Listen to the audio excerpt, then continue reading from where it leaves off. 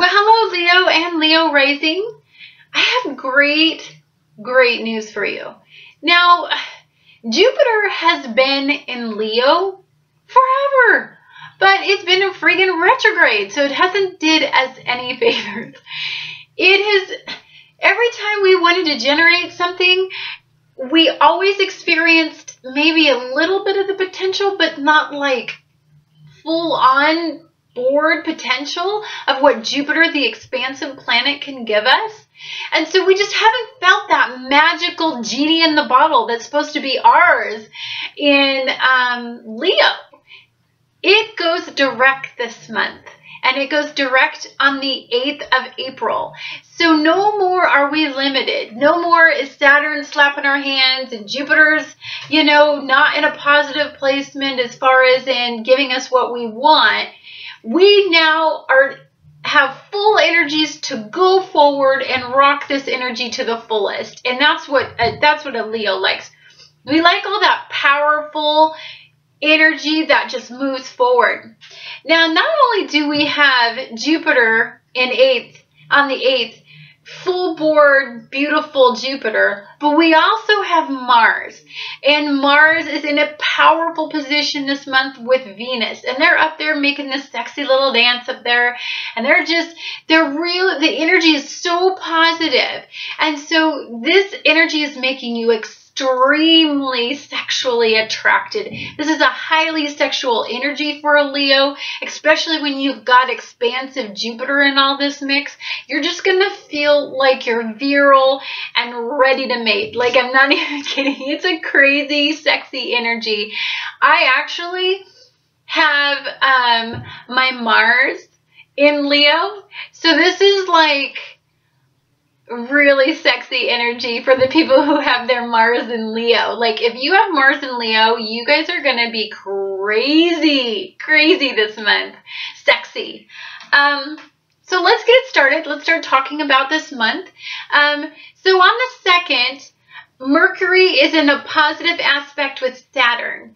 And what that means is Mercury, anytime that Saturn is positively aspecting something, that means the great teacher, the one that usually limits us, and nobody knows this lesson more than a Leo, because we have been having Saturn in such difficult areas of our partnerships for a very long time, and then Saturn moved into Sagittarius this year, and so I did like a little party. Like, I had myself a party at the new year because I was so done with Saturn and my partnerships holding me back. So I was really looking forward to never seeing Saturn again. But when Saturn is in a positive placement, when it's in a positive aspect, it's kind of like all the energy is going in the right direction. You can't ask for anything better when you've got Saturn in there, giving you all the tools to go forward, putting you in the right direction, giving you all the discipline. It's giving you gifts in the most powerful ways, because Saturn helps us follow through long term. And so it's aspecting in a positive way Mercury, and Mercury is the great communicator. It allows us to learn and to gather information and then communicate it effectively. And so those two get together, whatever we put our mind to, we can achieve. This is going to be in our 9th house. And so one of the things that has took a toll on Leos is the fact that we're competent beings normally, but we've had a lot of breakdown.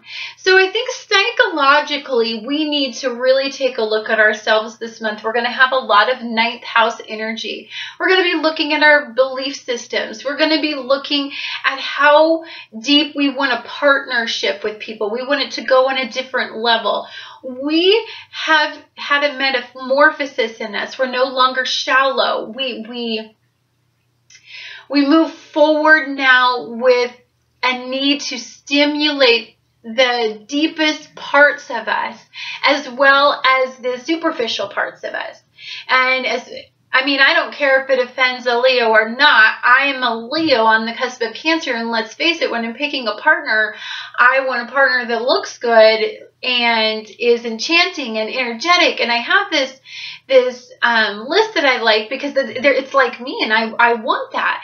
And I used to find partnerships, and I used to base a lot of it on sexual pleasure because, as you know, Leo rules pleasure. And so I often did not dig deep enough, did not connect on the levels I should have, because, you know, sexuality and passion only go so far, and then it's boring. And then you're bored with your partner. You can't hold a conversation with them. You don't have enough in common. There's not enough that stimulates you. And so you're going to find this limitation leaving you with these energies this month. You're going to be digging deep into your belief systems. You want to find mates that really get your deep dark chocolate layer and just dive deep in there and just really make our inner lions just want to come out and roar in a different way. Now, with Mars energy in here, we're extremely passionate right now. We're extremely sensual, but we want to connect mentally to our partners. And so that's what this month is going to be about. So we're going to be asking a lot of questions, and we're going to be expanding that inner deep dark chocolate layer, and we're going to be talking to our partners, and that's where it's going to be so pleasurable to have Mercury all this month positively aspecting so many powerful transits in this month, because it's going to allow us to get down to the bottom of all of this. We do have one difficult thing I do want to bring up, and then the rest is all good, I promise you, is that we have a lunar eclipse, a full moon lunar eclipse in Libra in 14 degrees, and that's going to be on the 4th of April. This is not a good energy because it's actually going to be at a difficult angle with the Pluto-Uranus energy that we just experienced in Mars, because Pluto and Uranus move very, very slow. And so those energies don't just happen and then they're done. They have to then move apart from each other, you see. And so what that creates is we're going to have, if we have planets that go back over them, that's where we get these difficult angles. And that's what's happening with this lunar eclipse. Now let me explain something to you a little bit about what a lunar eclipse is. So when the Earth blocks the sun, it casts a shadow on our moon. And that's, the moon is emotion. If you were to remove emotion completely from your life right now, what decisions would you make in the way that you communicate with the ones you love? Especially in your partnerships, because Libra it rules partnerships. And so were you attracted to somebody based on physical attributes, a lifestyle, something, but they don't get your deep dark chocolate layer anymore? You guys have kind of grown apart because, you know, you've expanded so much and you've went through this giant metamorphosis, but has your partner went along with you, or are they just that pretty little partner that you don't have anything in common with because you picked them before you went through your metamorphosis? Now you're feeling like you don't have anything in common with them. I mean, this could be a difficult moon for you if you did, because what the universe is going to go in there and it's going to eclipse it out. It's going to cause all kinds of chaos in that relationship, and that relationship will dissolve due to it. I assure you. If you've outgrown that relationship and you need something that is more mentally stimulating, it's just gonna be eclipsed out. Now understand, eclipses happen so that the universe can bring energy into you, so that it can bring people to you, so that it can make you flourish in new things. So anytime there's an ending, there's always a beginning. Just don't worry about it. Just know that if this happens, or if it's a cumulative energy to the way that that relationship used to go, if you guys can effectively sit down and talk about things, and maybe when you were talking at the beginning of the month, the second, a lot of stuff came out, kind of really irritated your partner or irritated you, and then on the 4th, all hell just broke loose. This is why. It's because you're going to have a lunar eclipse. And lunar eclipses only happen 2 times a year, 6 months apart. So understand this full moon has the power of 6 full moons. That's a lot of freaking power. Not only that, but it's difficult. It's in a difficult aspect. On top of it, with these Pluto and Uranus, when Uranus is in there, it means something unexpected, something just out of the blue could come up and just blow this thing to heck. I mean, it just is not a pleasant energy. Pluto's in there digging deep and getting to the nitty gritty and pulling out all of this garbage that just may make that partner become so unappealing that you're like, yeah, peace out, I'm done. I don't want that kind of partnership anymore. Partnerships are in business. Partnerships are in deep personal relationships. This could go a lot of different ways, but I'm seeing it in partnerships for you. Communication is not going to save you right now. Charming your way out of it, or that person charming their way. The Libra influences of the charming influences, they're not, it's not going to work with this, just to let you know. Damn, I know. So on the 6th, the energy turns around. Now I'm telling you, after the 4th, lunar eclipses don't just go away afterwards.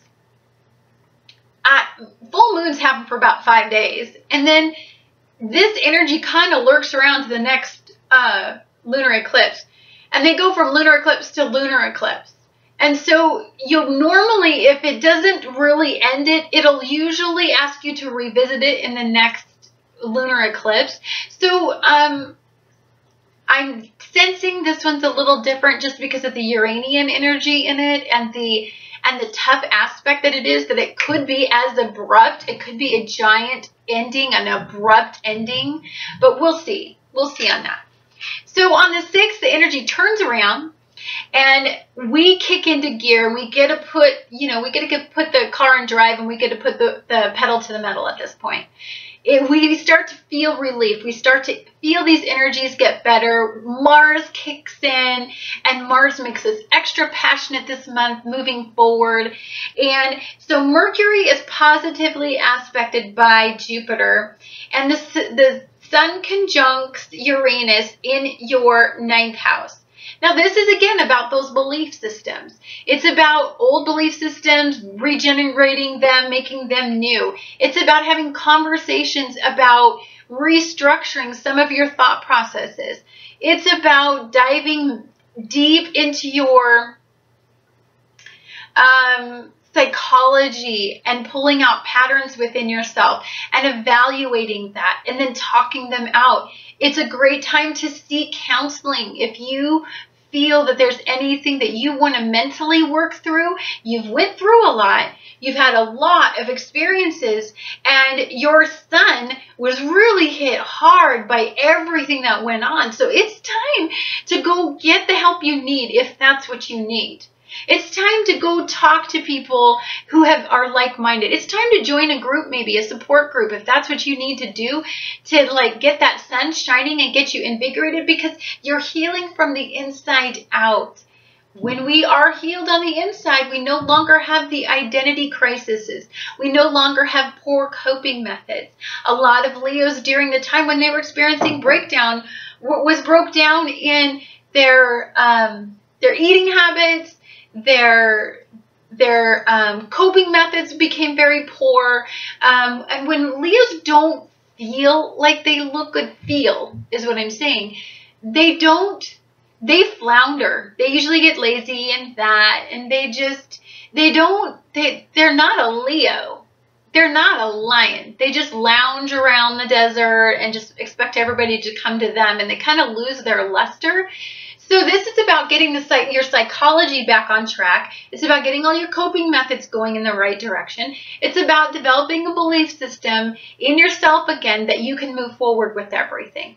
There's a lot of energy in your 9th house this month telling you to move forward and create and have a wonderful potential while moving forward.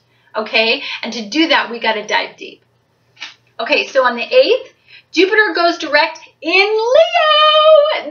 This is such freaking good news. Honey, it's like having a genie in a bottle. In Leo. In us. Freaking thank God. Like, we have had some stupid energies. Like, I have been so done with being a Leo. I can't even tell you. When Saturn came in and kicked my butt, and then it moved into Cancer because I am a Leo on the cusp of Cancer. So it went from Leo in partnerships into Cancer in the career sector. I got hit on my butt just got slapped. And so when all of the energies completely went out of Cancer and Leo, Cancer and Leo and went into Sagittarius, I honestly had a party. This is our time. We get to ask our genie in the bottle now. The genie in the bottle is working specifically with Leos to give us what we want and expand us in a new direction. Okay? So this is the time to harness all this energy. And this is going to, and of course, guess which house this is in? It's in our 1st house. Okay, so we're digging deep in our deep dark chocolate layer, right? And then we are manifesting our fullest potential in our sun.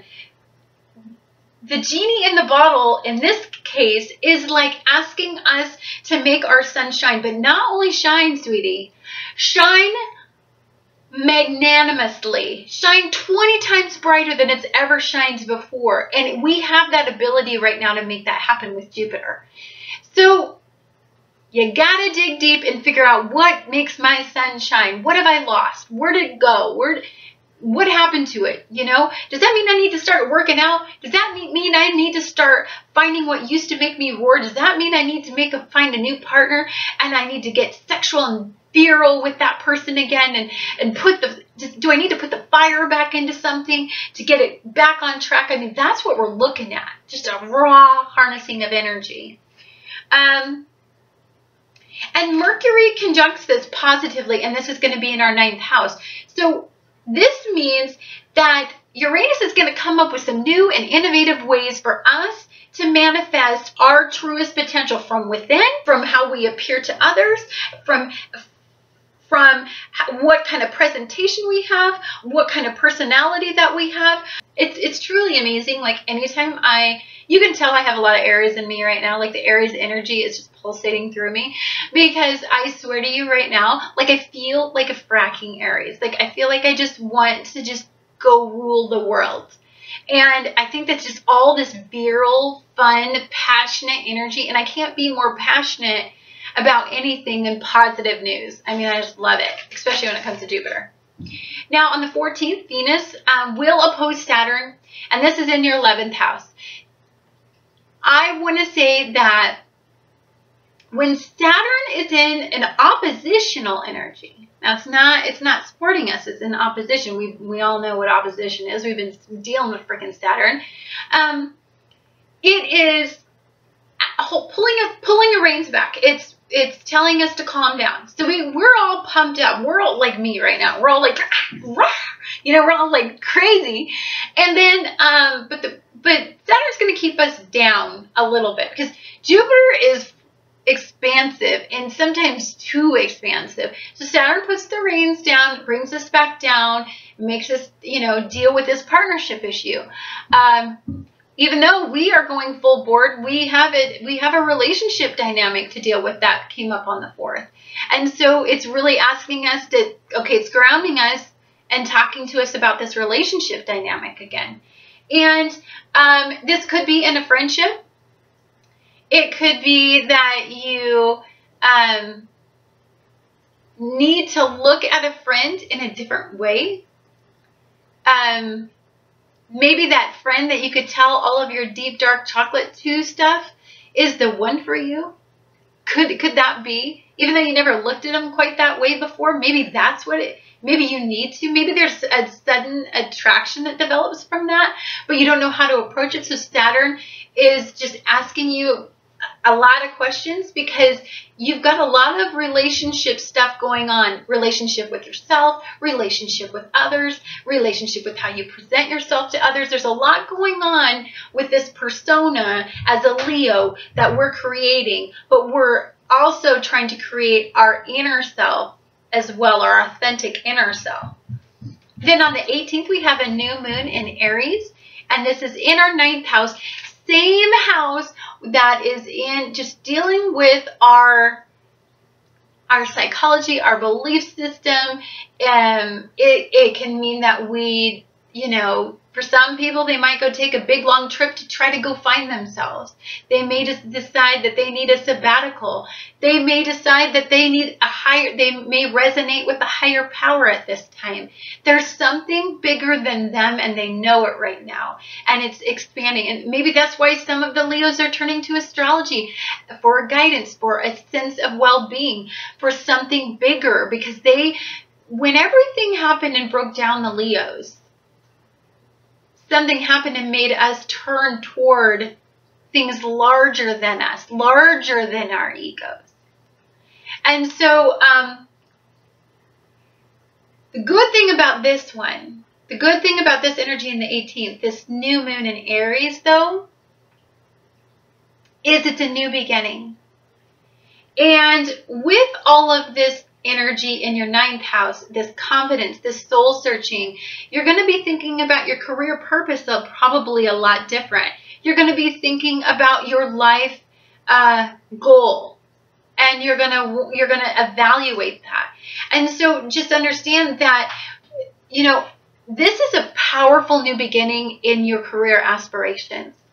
This could be starting a business in something you've always wanted to deep down, but never really probably had the guts to do. This might be going back to school to get that higher learning that you need, that higher level of learning so that you can, be a psychologist. It could mean a lot of things for you.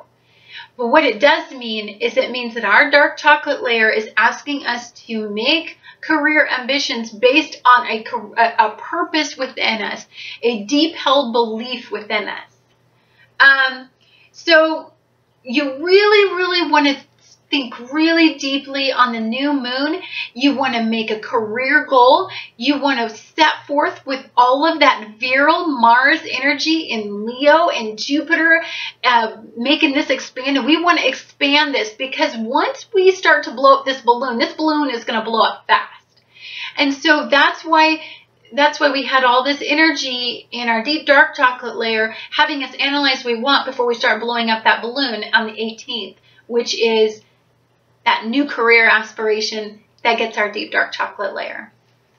And then finally, on the 22nd, we have Mercury that aligns with Mars, and this is in your 10th house.